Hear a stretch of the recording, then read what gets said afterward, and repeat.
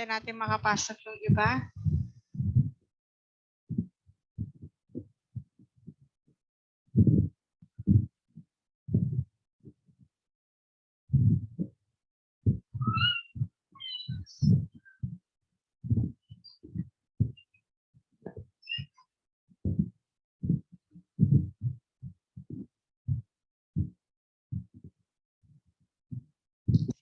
Yan.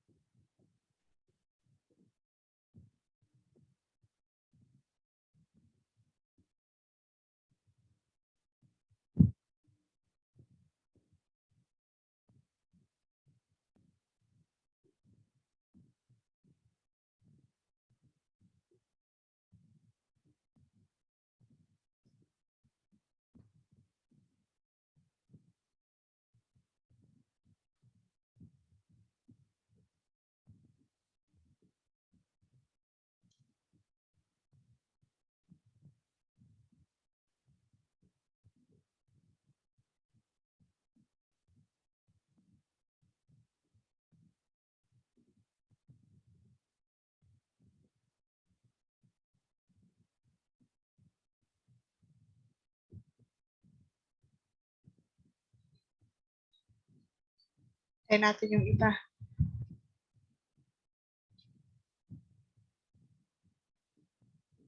Eighteen.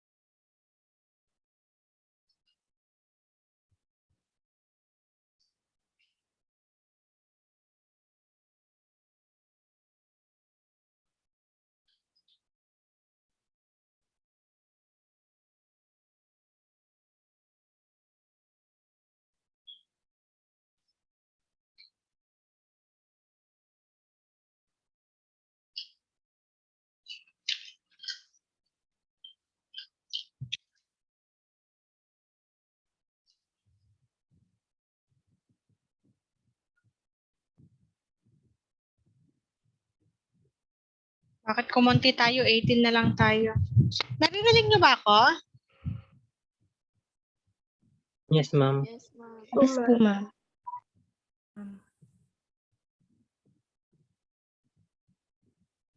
Okay, balik tayo sa topic natin.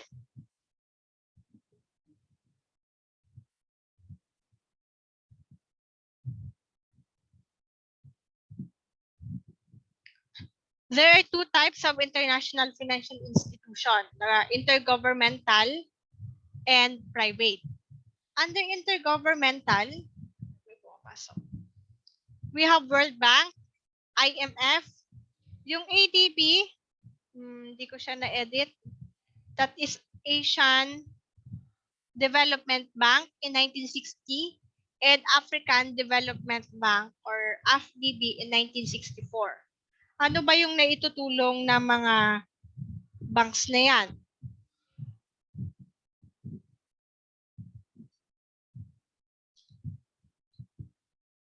Okay, yung unahin natin, yung World Bank.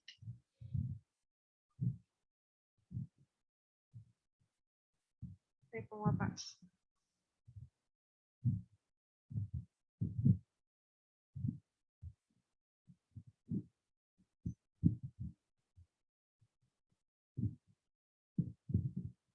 Okay.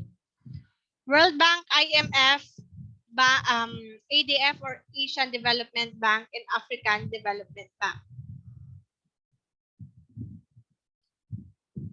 The intergovernmental financial institution, itong mga to, are created to spur social progress and economic growth in order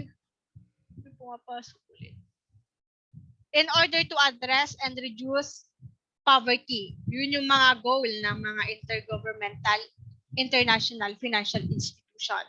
Also, to foster sustainable development in the respective member countries. Ayan na yung mga nag-ano ng mga stocks, nagpapautang, mga financial assistance. Also, we have private, the Citigroup, and Merrill Lynch. Ito lang yung mga examples. Citigroup, ito yung American Multinational Investment Banking and Financial Corporation. Ito yung pang-apat sa pinakamalaking bank sa US. Yan yung Citigroup. On the other hand, Merrill Lynch is the wealth management division of the Bank of America. The both institution, yung Citigroup and Merrill Lynch, provide investment around the world. Okay? Investment can be in a form of foreign direct investment, stocks, or financial loans. Now, these are some of the facts about global market integration. Kindly read this. Yung number 1. Gusto ko marinig yung boses ng iba. Krisha May Castro.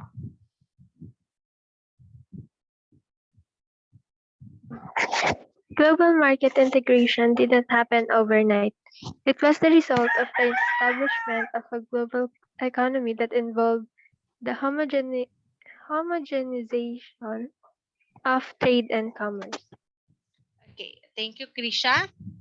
No, tama. Hindi lang naman to nangyari kapag sinabi natin global market integration.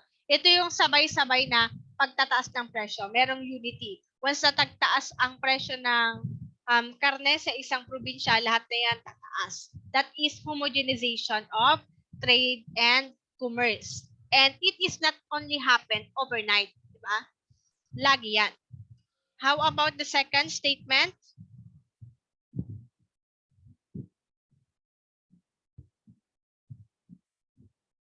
Marjeline.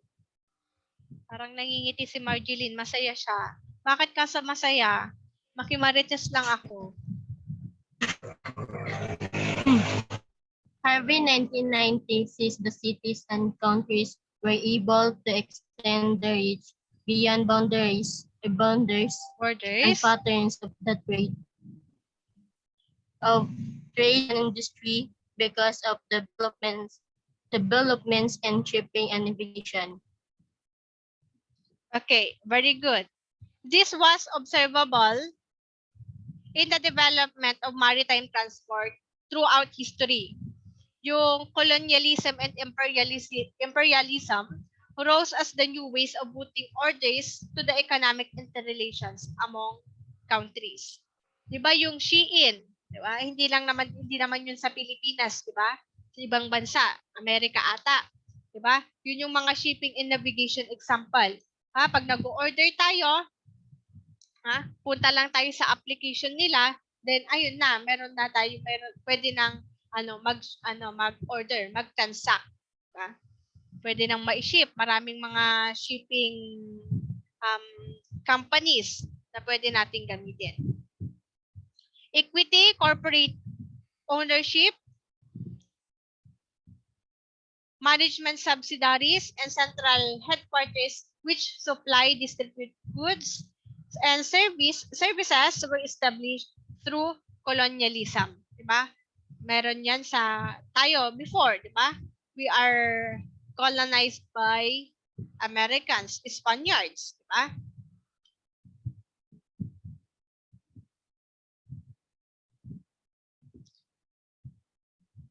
E1 2012 identifies the differences among international, multinational, transnational, and global companies. Meron tayong 4 na klase ng companies according to E1 in 2012. Number 1 is international companies. These are companies that are importers and exporters with no investment outside their home countries. Second company, multinational or MNCs, multinational companies, have investment in other countries but do not have a coordinated product offering in each country. They are more focused on adapting their products and services to each individual local markets. Yan mga nag-i-invest sa ibang bansa, kinukuha yung mga products and services. Global companies have investment and are present in many countries.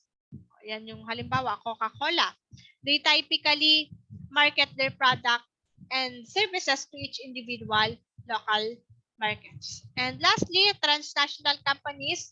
These are more complex organizations that have investment in foreign operations, have a central corporate facility, but give decision-making, research and development, and marketing powers to each individual foreign markets.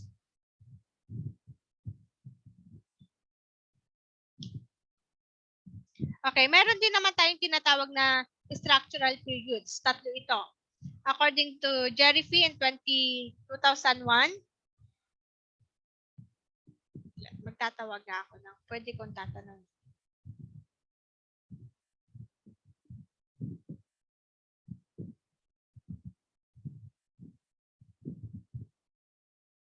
Open your cam. Okay, Pamela.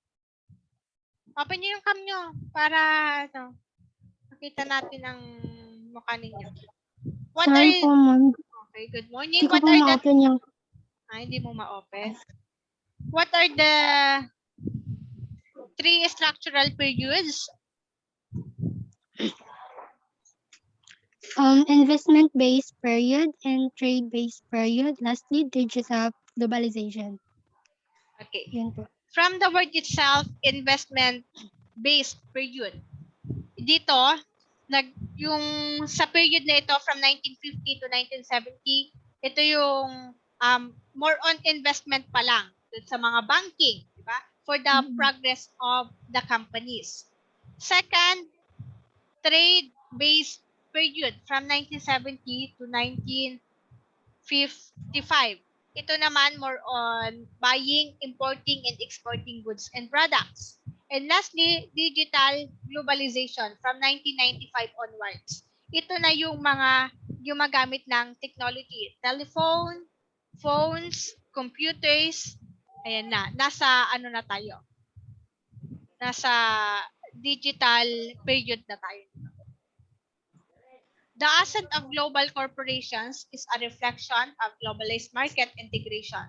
The INCs and MNCs are no longer limited to their home countries. Ito na yung mga multinational and transnational companies. Hindi lang sila sa home base nila from the home countries nila. Halimbawa, sa Amerika, hindi lang sa Amerika naghahangga, like BPO companies, di ba? Hindi lang sa hindi lang sa Amerika, pero dinadala na rin sa ibang bansa. They are able to expand their reach to other continents and countries. These global corporations have common attributes. Neubier in 2014 identifies 3 of them. An agent of desired economic development, an economic prominence, and a very powerful entity that can create a crisis. Okay, so summary na tayo. Oras na ba? Time na pala natin. Okay, to sum it up, we discussed about global economy. And we have global economy. This is the trade, yung mga producing of goods and products. We have the production. We have the technology and communication. We have financial and capital markets. We have some economic indicators like gross domestic product, yung mga yung total value of services and goods na na-consume within a year. Unemployment rate, global inflation, ito yung pagtaas ng mga presyo, and industrial production. Now we have market integration. The two types are intergovernmental and private. And we also discussed the different companies, international, multinational, transnational, and global companies. And we also discussed the structural period of existence of global corporations after war, yung investment-based, trade-based, and digital globalization. This is our source, our book, The Contemporary World by Brazzalotti T. and Leonardo R. CNE Publishing Incorporated. And we have an activity posted in the Google Classroom wherein you choose one Filipino global corporation. Isip kayo or pwede kayong mag-browse sa sa internet or sa Google. In an essay, discuss its history. Discuss nyo ha, hindi ko sinabing copy-paste lang. Worldwide reach and attributes as a global corporation. Now, do you have questions about this topic? May question? Paano pala mag-screenshot dito? Hindi ko alam mag-screenshot, mag-picture sana tayo. Open nyo yung cam nyo.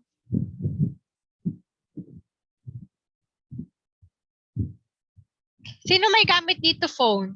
Kindly screenshot o kahit laptop. Tapos send nyo sa GC. Sinong mag-volunteer? Ako na po, ma'am. Okay, sige. Open nyo yung cam nyo, everybody.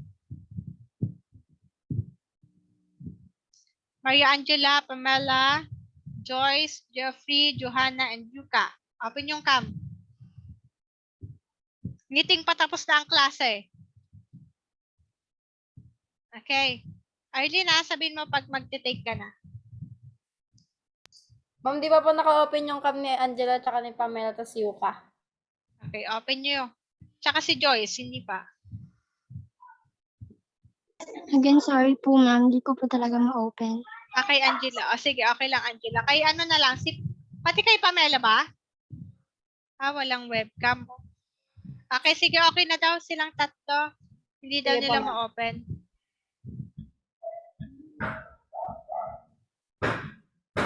Okay, mag-take ka na. Okay po. Okay na? Yes, ma'am. Okay, thank you. Okay, that's all for now. No more questions, ideas? May idadagdag kayo? Unmute nyo na. Yan so far ma'am. Okay, no more. Okay, that's all for now. Thank you, everyone, and goodbye. Ay, nga Thank pala, you ma'am. quiz natin next meeting, ha? Ay, next, Monday. Yes po ma'am. Quiz lang tayo, tsaka siguro mga reading materials lang. Okay, that's all. Goodbye, everyone.